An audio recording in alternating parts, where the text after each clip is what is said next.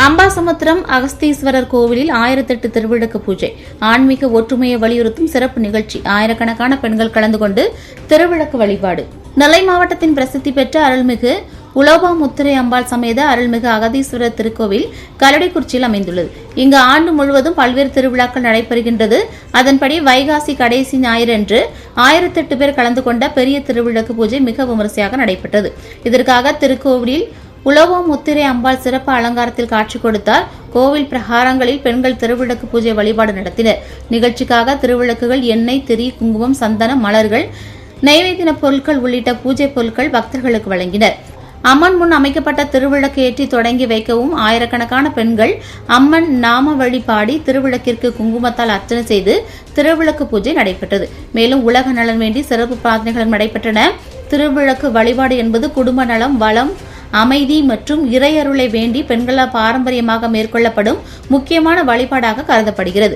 கன்னியரும் சுமங்கலிகளும் இணைந்து மாலை நேரத்தில் திருவிளக்கேற்றி வழிபாடு செய்வதன் மூலம் ஆன்மீக சிந்தனைகள் வளர்ந்து அன்பு, ஒற்றுமை மற்றும் நல்லிணக்கம் பெருகும் என்ற நம்பிக்கை உள்ளது.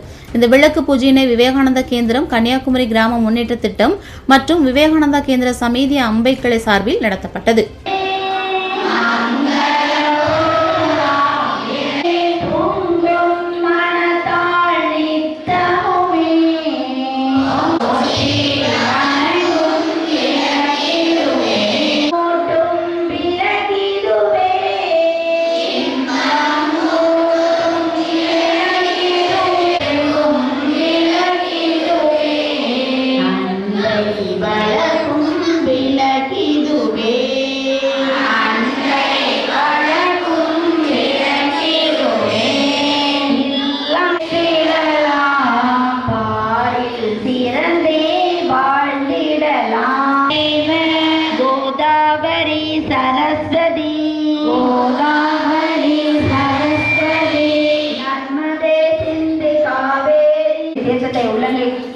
குடித்த பின்னர் கையை சுத்தம் செய்து கொண்டு ஒரு பூவை எடுத்து தீர்த்தத்தில் நனைத்து திருவிளக்கு முன்பாக இருக்கும் அனைத்து பூஜை பொருட்களிலும்